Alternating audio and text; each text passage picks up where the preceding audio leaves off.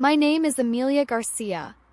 I am 20 years old, and 8 months ago I exposed my father as a predator who had been filming child victims for over a decade while operating under the cover of being the most trusted pediatrician in our community. My father, Dr. Roberto Garcia, was a man who offered free medical care to underprivileged families and was beloved by everyone who knew him. He was also a monster who used his medical credentials and community standing to access and exploit children, creating an extensive archive of illegal content that he distributed through an international network of other criminals. I discovered this by spending 2 years learning advanced computer hacking techniques, then breaking into his encrypted computer system and finding terabytes of footage from what he called charitable home visits but what were actually opportunities to film minors under the guise of medical care. When I found his hidden server containing material from over 43 different children, I faced an impossible choice: expose him and destroy dozens of families' trust in the medical system forever, or stay silent and allow him to continue victimizing children while expanding his criminal network. I chose to expose him, but doing so required me to become someone I never thought I would be. I had to master illegal computer forensics techniques to preserve evidence without revealing how I obtained it. I had to manipulate law enforcement into discovering the evidence through legal channels by orchestrating an elaborate months-long campaign of anonymous tips and strategic victim outreach. I had to watch my family and community torn apart by revelations that challenged everything they believed about a man they had trusted with their children's lives for over 2 decades. But 43 children are safe now because I refused to stay silent. 17 other predators in his international network are in prison. And sometimes being a woman means using every skill you have, legal or illegal, to protect children from the monsters who hide behind respectability and professional credentials, even when that monster is the man who raised you. The story begins long before I ever touched my father's computer, though. It begins with growing up as the daughter of a man who was considered a pillar of our community, but who I instinctively knew was dangerous from the time I was old enough to understand that something about his behavior toward children was fundamentally wrong. Dr. Roberto Garcia built his pediatric practice in our small Texas town 25 years ago, fresh out of medical school at UT Southwestern and full of what everyone assumed was idealism about serving underserved communities. He specialized in treating children from low-income families, often providing free care to families who could not afford insurance or who were undocumented and afraid to seek medical help through traditional channels. He spoke fluent Spanish and English, making him invaluable to our largely Latino community where many parents felt more comfortable with a doctor who understood their language, their culture, and their fears about interacting with government systems. By the time I was born, Dad was already established as one of the most respected men in town. He served on the school board, donated significant money to local charities, and volunteered his time at community health fairs where he provided free screenings and vaccinations to children whose families could not afford regular medical care. Parents fought to get their children into his practice. Other doctors sent him their most challenging cases. Local politicians sought his endorsement during election campaigns. He was everything a small town wanted in a medical professional: competent, caring, and committed to serving those who needed help most. But I knew there was something fundamentally wrong with him long before I understood what that something was or had the vocabulary to describe why his behavior made me so deeply uncomfortable. Growing up in Dad's house meant living with rules that seemed excessive even by the standards of the most protective parents. I was not allowed to have friends over unless Mom was home to supervise every minute of their visit.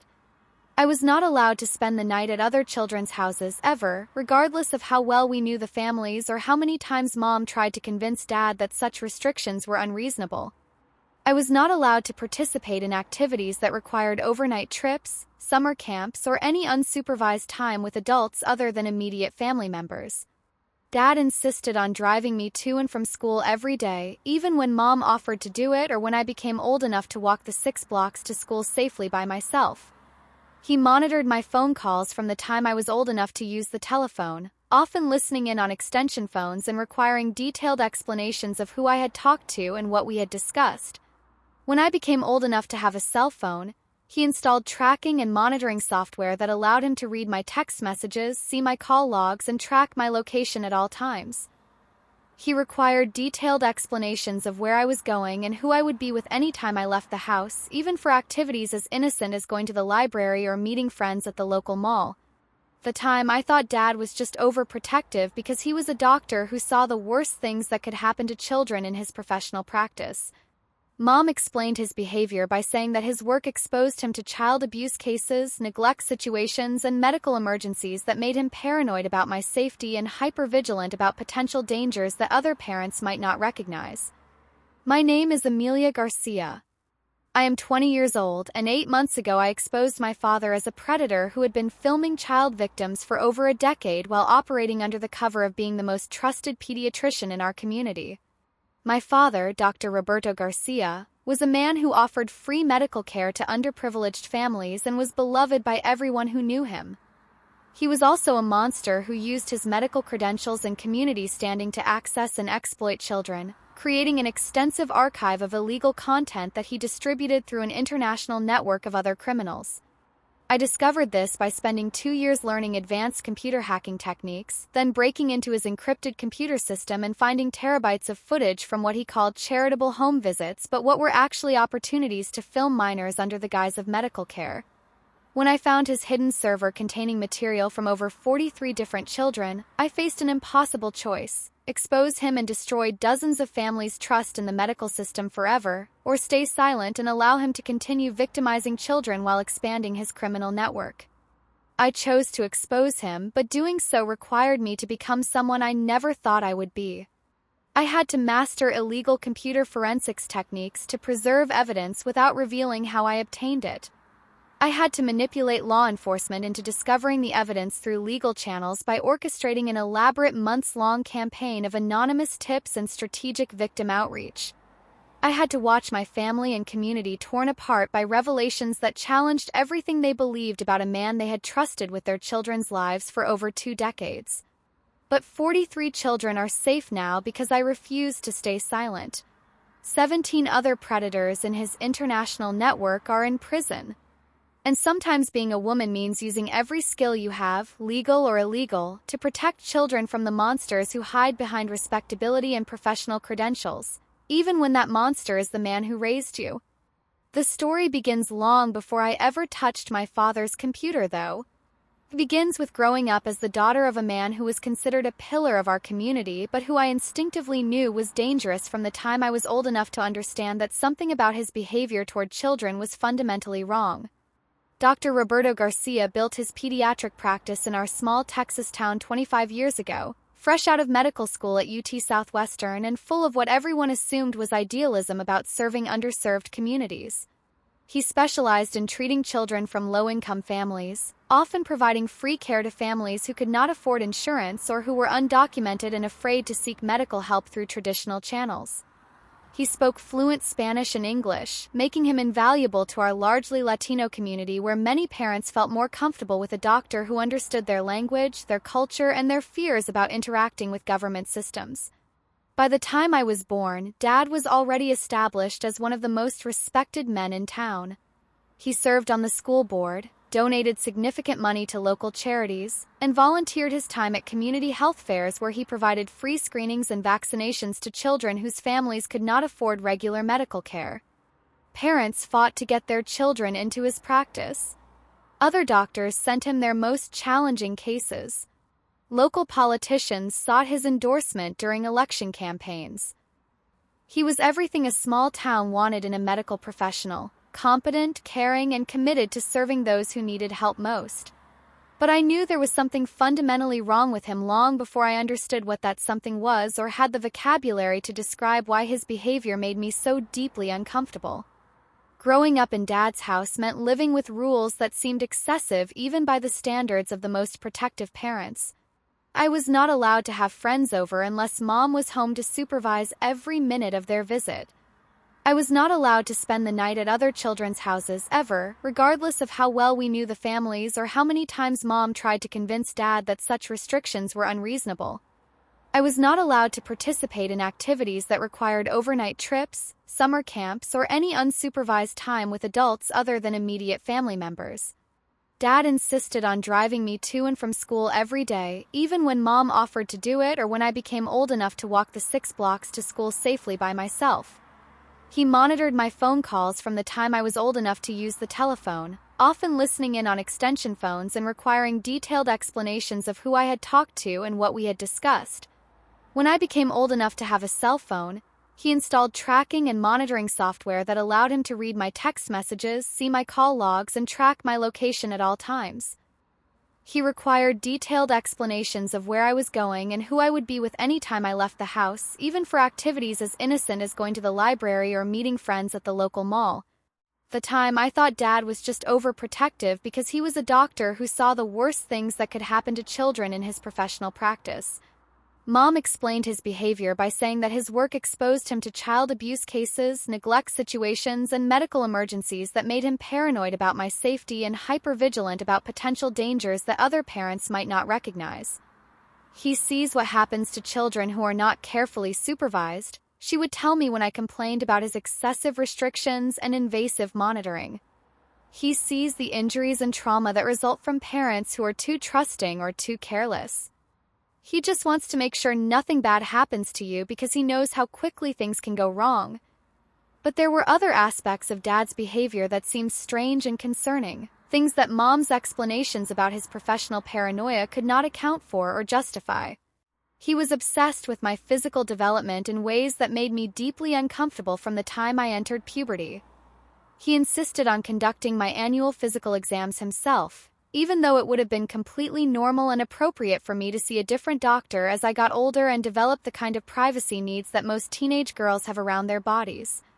These exams were far more extensive and invasive than anything my friends described experiencing with their own doctors. Dad asked detailed, probing questions about my body, my menstrual cycle, my interactions with boys, and my sexual development that seemed to go far beyond medical necessity or appropriate professional boundaries. He conducted physical examinations of my breasts and genitals that lasted much longer than seemed necessary, and involved touching that felt more exploratory than diagnostic. He took numerous photographs during these exams that he claimed were for my medical records, but I never saw other doctors taking similar photos of their patients, and the photos seemed far more explicit and detailed than anything that would be needed for legitimate medical documentation. Most disturbing was Dad's behavior around other children, especially young girls. He volunteered to chaperone school field trips and sporting events with suspicious frequency, always positioning himself near the youngest, most vulnerable children and finding excuses to touch them, help them with their clothing, or take them aside for private conversations. He offered free medical services to families in our neighborhood, often insisting that he could provide care in our home rather than requiring families to come to his office during normal business hours. He had converted our large garage into a small but fully equipped examination room where he could see patients privately, claiming it was more convenient for families and allowed him to provide care outside normal business hours to accommodate parents who worked multiple jobs or had transportation difficulties. The examination room was soundproof, equipped with medical equipment that seemed unnecessarily sophisticated for basic pediatric care, and featured multiple cameras that Dad claimed were for security purposes but that were positioned in ways that seemed designed to record examinations rather than prevent break-ins. I started to notice troubling patterns in the children Dad chose to help through his charitable home-based medical services. They were always from single-parent homes or families where both parents worked multiple jobs and might not be available to supervise medical visits. They were always girls between the ages of 6 and 14, never boys, and never children outside that specific age range. They were always from families who spoke primarily Spanish and might not fully understand medical procedures explained in English, or who might be intimidated by Dad's professional authority and reluctant to question his methods. Dad specifically targeted the most vulnerable children in our community, and he used his sterling reputation and medical credentials to gain access to them in ways that would have been impossible for someone without his professional standing and community trust. But I was just a child myself when I started noticing these patterns, and I did not understand what they meant or why they made me feel so anxious and afraid. I knew something felt fundamentally wrong about Dad's behavior around children, but I could not articulate what it was or why it triggered such strong feelings of revulsion and fear in me. When I tried to talk to Mom about my concerns, she dismissed them as normal childhood anxiety about having a parent who worked with sick children, or as jealousy about the attention Dad paid to his patients. "Your father is a good man who helps people," she would say whenever I tried to express my discomfort with his behavior. "You should be proud of him, not suspicious of him. He dedicates his life to caring for children who have nowhere else to turn." The first time I really understood that Dad was dangerous was when I was 15 years old and accidentally walked in on one of his home visits with a 12-year-old girl named Sofia Rodriguez, whose mother worked 2 jobs and could not afford to take time off for a doctor's appointment at Dad's regular office. I had come home early from school because of a teacher in-service day and heard voices coming from the garage examination room. Thinking Dad was seeing a regular patient and needing to ask him a question about my homework, I went to the garage to find him. The door was slightly open, and when I looked inside, I saw Dad conducting what he claimed was a routine physical examination on Sophia while she was completely undressed. But something about the examination seemed fundamentally wrong and inappropriate. His hands lingered in places that seemed unnecessary for any legitimate medical purpose. He was touching her in ways that were clearly sexual rather than medical, exploring her body with an intensity and focus that had nothing to do with diagnosing illness or monitoring health. He was taking numerous photographs with a high-end digital camera that I had never seen him use with other patients, positioning Sophia in ways that seemed designed to create explicit imagery rather than document medical conditions. Most importantly, Sophia looked scared, confused, and deeply uncomfortable, but she was not protesting or asking questions because she trusted Dad as a medical professional and had been taught to respect adult authority figures. Her mother had told her to cooperate with Dr. Garcia because he was helping their family, and Sophia was trying to be a good patient even though she clearly did not understand why the examination was so different from anything she had experienced with other doctors. I backed away from the door quietly and went to my room, but I could not stop thinking about what I had witnessed. That night, I tried to convince myself that I had misunderstood the situation, that Dad was just being thorough in his medical care, or that there were aspects of pediatric medicine that I did not understand. But I could not shake the feeling that I had witnessed something horrific and criminal, and that Sophia was being victimized by someone she and her family trusted completely. Over the next few years, I started paying much closer attention to Dad's behavior and the families he chose to help through his home-based medical services. I noticed that he always insisted on seeing female patients alone, even when their parents wanted to be present during examinations. I noticed that his home visits always took place when I was at school or when Mom was at work, ensuring that there were no adult witnesses to whatever he was doing with these children. I noticed that he had installed multiple locks on the garage examination room that could only be opened from the inside, which he claimed was for patient privacy but which seemed excessive and concerning for a medical setting. Most importantly, I noticed that Dad had become increasingly protective of his home office and the computer system he used for his medical practice. The office was always locked when he was not using it, requiring multiple keys and security codes that seemed unnecessary for normal medical record storage. His computer required multiple passwords and security measures that seemed far more sophisticated than anything needed for standard medical documentation. He became visibly agitated anytime anyone got near his office or asked questions about his computer system, and he had installed security cameras and motion detectors around the office that seemed designed to monitor who was attempting to access his space. When I was 17, I decided that I needed to learn more about computer security and programming in order to understand what Dad was hiding on his computer system and why he was so paranoid about protecting it. I told my parents that I was interested in studying computer science or information technology in college, and that I wanted to start learning programming languages and technical skills that would help me prepare for higher education in STEM fields. But my real motivation was to develop the technical skills necessary to bypass Dad's security measures and investigate whatever he was hiding on his computer system. I suspected that his extreme secrecy and paranoia about his digital files suggested something far more serious than normal medical records or patient privacy concerns. I spent the next year and a half intensively studying computer security, network administration, digital forensics, and hacking techniques.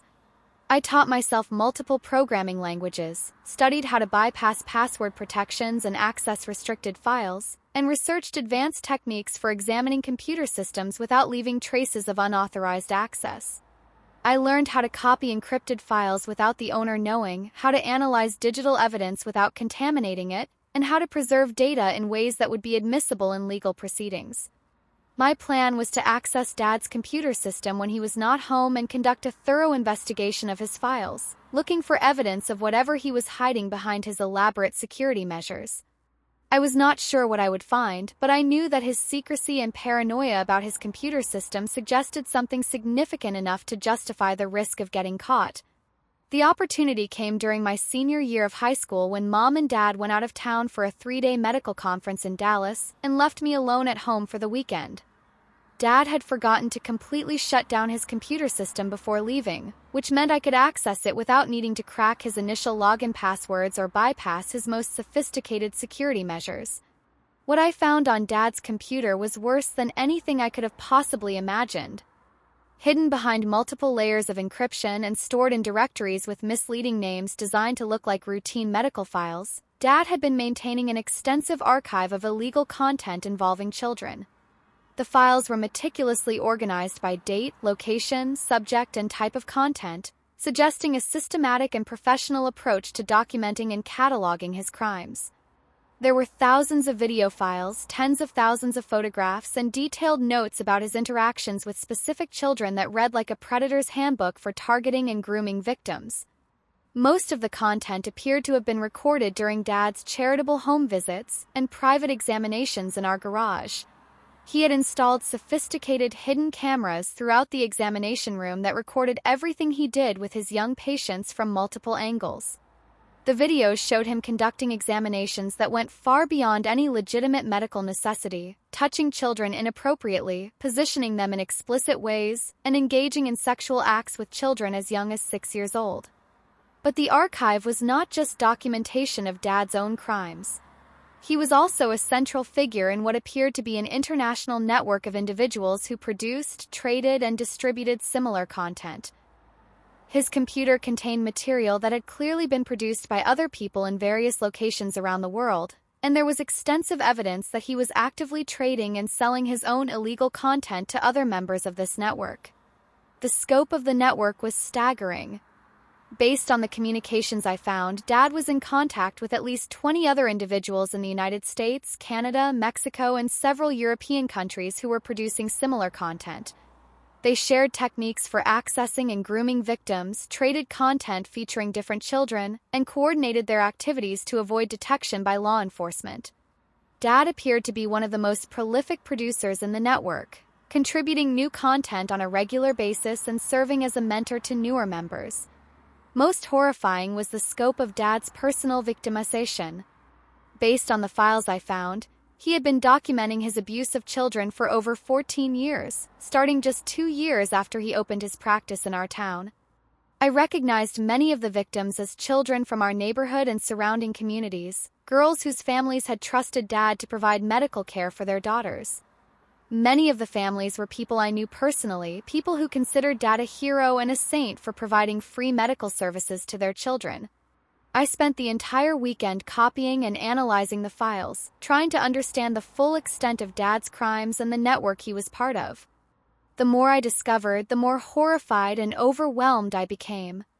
This was not just individual criminal behavior, but a sophisticated criminal enterprise that had been operating for over a decade and had victimized hundreds of children across multiple countries. By the time my parents returned from their trip, I had documented evidence of abuse involving 43 different children in our area, evidence of Dad's central role in an international child exploitation network, evidence that he had been using his medical practice as a cover for criminal activity for over 14 years, and evidence that he had been producing and distributing illegal content on a commercial scale. But having evidence of Dad's crimes and being able to use that evidence to stop him were two completely different problems. I had obtained all of this evidence through illegal means by hacking into his computer system without authorization. Anything I had found could not be used in court because it had been obtained through an illegal search that violated Dad's constitutional rights.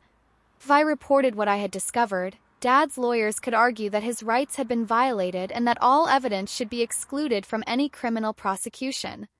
Worse, if law enforcement discovered that I had hacked into Dad's computer system, I could face serious criminal charges myself for unauthorized access to computer systems, violation of privacy laws, theft of digital property, and potentially obstruction of justice if my actions interfered with a proper investigation. Penalties for computer hacking crimes could include years in federal prison and substantial fines, especially given the volume of data I had accessed and copied. I needed to find a way to expose Dad's crimes through legal channels, without revealing how I had discovered the evidence in the first place. This required developing an elaborate plan to guide law enforcement to the evidence without revealing my illegal access to Dad's computer system. I spent several weeks researching legal procedures for reporting suspected child abuse and studying how law enforcement agencies investigated computer crimes. I learned that police needed either a warrant based on probable cause or consent from the computer owner to search digital devices legally. I also learned that anonymous tips could sometimes provide enough information for investigators to obtain warrants, especially in cases involving child exploitation where the safety of children was at immediate risk. My plan was to provide law enforcement with enough specific information to justify obtaining a warrant to search Dad's computer and examination room, without revealing that I already knew exactly what they would find. But this required careful planning and strategic thinking to make sure my tips seemed credible and legitimate rather than suspiciously well-informed. I started by systematically documenting Dad's behavioral patterns and creating a detailed timeline of his suspicious activities. I used my phone to secretly photograph the hidden cameras in the garage examination room, making sure to capture their positions and technical specifications. I recorded conversations where Dad made inappropriate comments about his young patients, discussing their physical development in ways that seemed sexual rather than medical. I collected evidence of his unusual security measures around his computer system and documented the excessive privacy protections he had installed around his home office. Then I began the delicate and time-consuming process of providing information to law enforcement in a way that would seem to come from legitimate sources rather than from illegal computer access. I created multiple anonymous email accounts using different internet service providers and public computers, and sent carefully crafted tips to the FBI's Internet Crime Complaint Center, the National Center for Missing and Exploited Children, and local law enforcement agencies. I described Dad's suspicious behavior in detail, provided specific information about his pattern of conducting unsupervised examinations of children in our home, documented his unusual photography of patients, and detailed his excessive security measures around his computer system. I also contacted the Texas Department of Family and Protective Services with concerns about Dad's medical practices, suggesting that his home-based examinations of children might not be following proper medical protocols or maintaining appropriate professional boundaries. I provided them with dates and times when I had observed these examinations, descriptions of the children involved, and details about the unusual setup of his home examination room. Most importantly, I began reaching out to some of the families whose children I had recognized in Dad's illegal archive. I could not tell them directly what I had discovered without revealing my illegal access to his computer, but I could ask subtle questions about their daughter's experiences with Dad's medical care and encourage them to think more critically about whether their children had ever mentioned anything concerning about their interactions with him. This process required incredible patience and strategic thinking. I had to approach each family carefully, asking questions that would prompt them to reconsider their children's experiences without making it obvious that I already knew about specific incidents of abuse. I had to plant seeds of suspicion and concern while making it seem like those concerns were arising naturally from the families themselves. The breakthrough came when one of the mothers I contacted, Mrs. Elena Rodriguez, told me that her daughter Carmen had made some troubling statements about Dad's medical examinations that she had not known how to interpret. Carmen had mentioned that Dad's examinations were different from those she received from other doctors when the family had taken her to the emergency room for a broken arm. She had said that Dad touched her in ways that made her uncomfortable and that felt different from what she expected medical care to involve. Most concerning, Carmen had said that Dad had told her not to mention certain parts of the examination to her mother because some medical procedures are private between doctors and patients.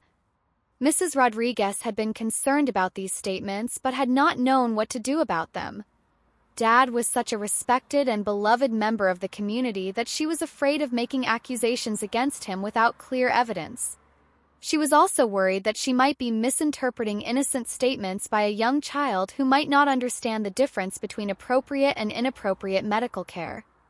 But when I explained that I had similar concerns based on Dad's behavior around other children, and when I suggested that Carmen's statements might represent something more serious than innocent confusion, Mrs. Rodriguez agreed to ask Carmen more detailed questions about her experiences with Dad's medical care. What Carmen told her mother during that conversation provided the foundation for everything that followed.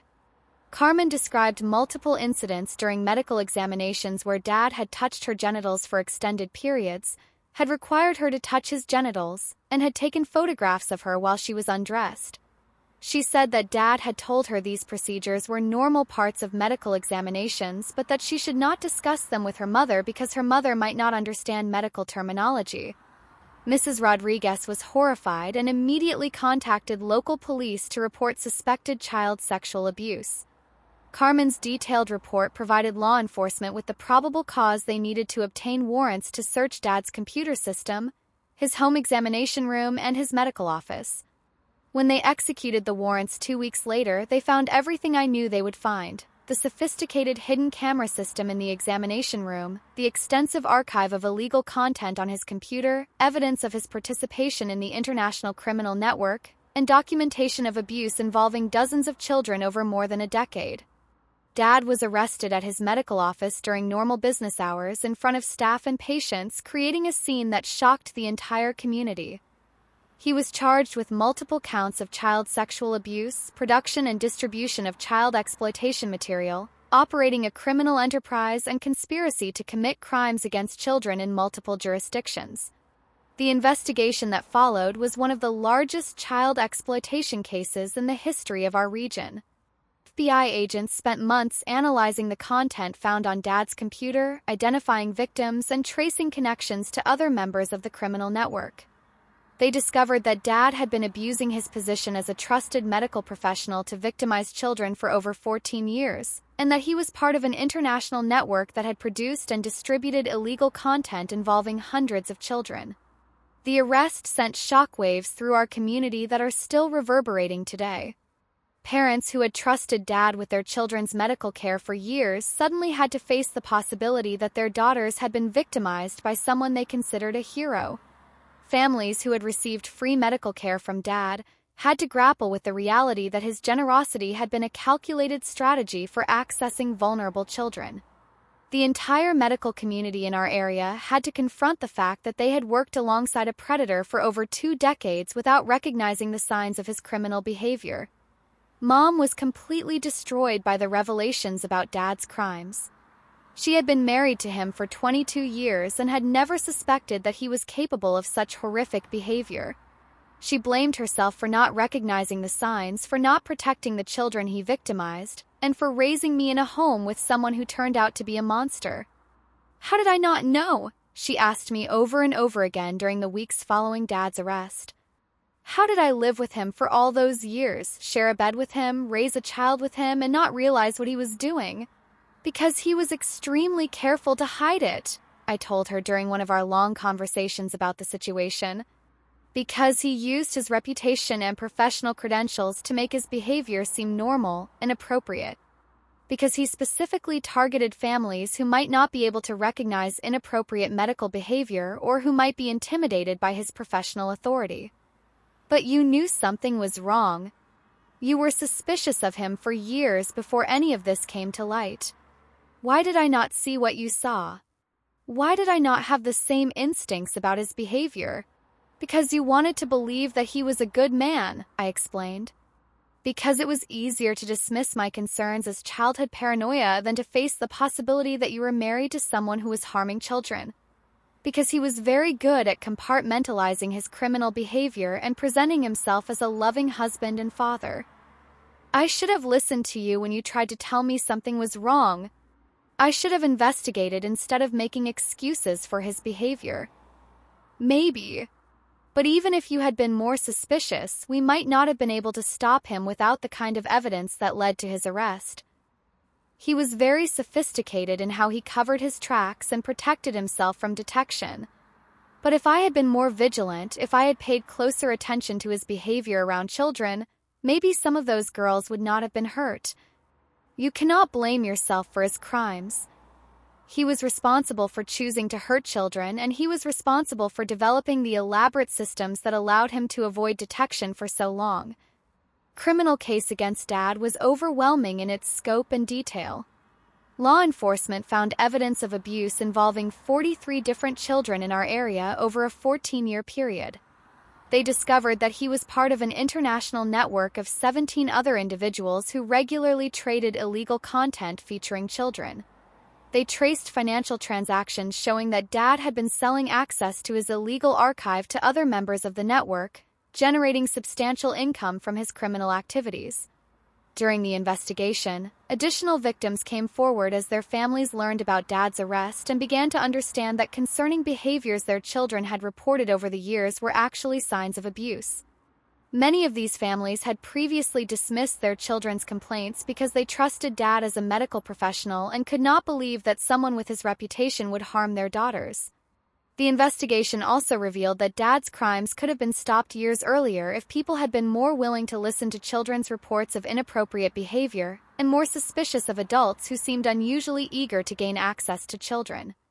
Several of Dad's victims had tried to tell their parents about concerning interactions with him, but their reports were dismissed because Dad was such a respected and beloved member of the community. Dad initially denied all charges and hired expensive lawyers who argued that he was being framed by someone who wanted to destroy his reputation and medical practice. But when prosecutors presented the overwhelming evidence found on his computer system, including videos that clearly showed him abusing children during supposed medical examinations, his legal strategy shifted to negotiating a plea deal that would allow him to avoid the death penalty. Plea negotiations took several months, during which more details about the scope of Dad's crimes became public. Local and national media covered the case extensively, focusing on how someone with Dad's reputation and community standing had been able to operate as a predator for so many years without being detected. The case became a national example of how predators use professional credentials and community trust to access and victimize children. Throughout this entire process, my role in exposing Dad's crimes remained completely secret. Law enforcement never discovered that I had hacked into his computer system, and I never revealed how I had obtained the initial evidence of his criminal activity. As far as anyone knew, the investigation began with Carmen Rodriguez's report to her mother and my anonymous tips to various law enforcement agencies. But keeping that secret has been one of the most difficult and psychologically challenging aspects of this entire experience. I have had to watch families and community members praise law enforcement for discovering Dad's crimes while knowing that I was actually the one who exposed him. I have had to listen to people wonder how Dad was able to hide his criminal activity for so long while knowing that I was the one who figured out what he was doing and developed the strategy for bringing him to justice. I have had to accept public recognition as a concerned community member who helped expose a predator while hiding the fact that I was actually a computer hacker who broke multiple federal laws to obtain evidence. I have had to maintain this deception while watching the devastating impact of Dad's crimes on our community, and knowing that I carry the burden of secret knowledge about the full extent of his criminal activity. The psychological weight of maintaining this secret while witnessing the community's response to Dad's crimes has been overwhelming at times. I know that I did the right thing by exposing him, but I also know that the methods I used were illegal and could have resulted in serious criminal charges against me if they had been discovered. I live with the constant fear that someone will somehow discover my role in the investigation and that I will face legal consequences for my actions. More troubling is the knowledge that there are likely other predators like Dad operating in other communities, using their professional credentials and community standing to access and victimize children. I have developed skills that could be used to investigate and expose these predators, but using those skills would require breaking laws and risking criminal prosecution. Since Dad's arrest and conviction, I have been contacted by law enforcement agencies, nonprofit organizations that work to combat child exploitation, and families in other communities who suspect that respected professionals in their areas might be abusing children. Some of these contacts have asked me to use my computer skills to help investigate suspected predators, but they want me to do so through legal channels that would require me to reveal my capabilities and work under official supervision. I have also been approached by families who want me to investigate specific individuals using the same methods I used to expose Dad, but they do not understand the legal and personal risks involved in such investigations. They do not realize that evidence obtained through illegal computer access cannot be used in criminal prosecutions, and they do not appreciate the possibility that I could face serious criminal charges for unauthorized computer access. Dad was ultimately sentenced to life in prison without the possibility of parole after pleading guilty to all charges in exchange for avoiding the death penalty. The other members of his international network received sentences ranging from 25 years to life, depending on their level of involvement in the criminal enterprise and the number of children they had victimized. Dad will never be released from prison, and he will never have access to children again. But the damage he caused to our community will last for generations. 43 families had to face the reality that their children had been victimized by someone they trusted completely. Many of these children will need years of therapy and support to recover from the trauma Dad inflicted on them, and some may never fully heal from their experiences. The families of his victims have struggled with guilt, anger, and confusion about how they could have failed to protect their children from someone they considered a trusted friend and medical professional. The broader community has also struggled to process the revelations about Dad's crimes and to rebuild trust in medical professionals and other authority figures who work with children. Many parents have become more suspicious of doctors, teachers, coaches, and other adults who have access to their children, which has created challenges for legitimate professionals who are trying to provide services to families. The investigation also revealed systematic failures in how our community and medical system responded to warning signs of Dad's criminal behavior. Several children had tried to report inappropriate behavior during medical examinations, but their concerns were dismissed by parents and other adults who trusted Dad's professional reputation more than they trusted children's accounts of their own experiences. Currently, I am in my junior year studying computer forensics and cybersecurity at a major university, with the goal of becoming a legitimate investigator who can help expose predators through legal means. I want to use the skills I developed to protect children, but I want to do so in ways that will not result in criminal charges against me or create legal complications that could allow predators to escape prosecution. I also work with nonprofit organizations that educate parents and children about recognizing signs of abuse and reporting suspicious behavior by trusted adults. Many of Dad's victims could have been protected if their families had been more aware of warning signs and more willing to believe children's reports of inappropriate behavior by respected community members. Through this work, I have learned that Dad's case is not unique. Predators frequently use professional credentials, community standing, and positions of trust to access and victimize children. They often target the most vulnerable families, those who are economically disadvantaged, socially isolated, or reluctant to question authority figures. They are skilled at grooming not just individual victims but entire communities, building reputations that make it difficult for people to believe reports of abuse. The experience of exposing Dad taught me several important lessons about being a woman and about protecting children from predators. First, I learned that the most dangerous predators are often the ones who seem most trustworthy and respectable. They use their professional credentials and community standing to deflect suspicion and create environments where abuse can occur without detection. Second, I learned that children's reports of inappropriate behavior by adults are frequently dismissed or ignored, especially when the accused adult has a good reputation in the community. Adults need to be more willing to investigate concerning reports and more skeptical of authority figures who seem unusually interested in accessing children. Third, I learned that sometimes protecting children requires breaking rules and taking risks that adults are not willing to take. The legal system includes protections for accused individuals that sometimes make it difficult to prosecute predators, especially when those predators are sophisticated in how they operate and cover their tracks. Most importantly, I learned that being a woman means being willing to use whatever skills and resources you have to protect vulnerable people, even when using those skills might put you at personal risk. I could have chosen to stay silent about Dad's crimes to protect myself from potential legal consequences. But I chose to expose him because protecting children was more important than protecting myself from prosecution. The choice to hack into Dad's computer and expose his crimes was the most important and difficult decision I have ever made.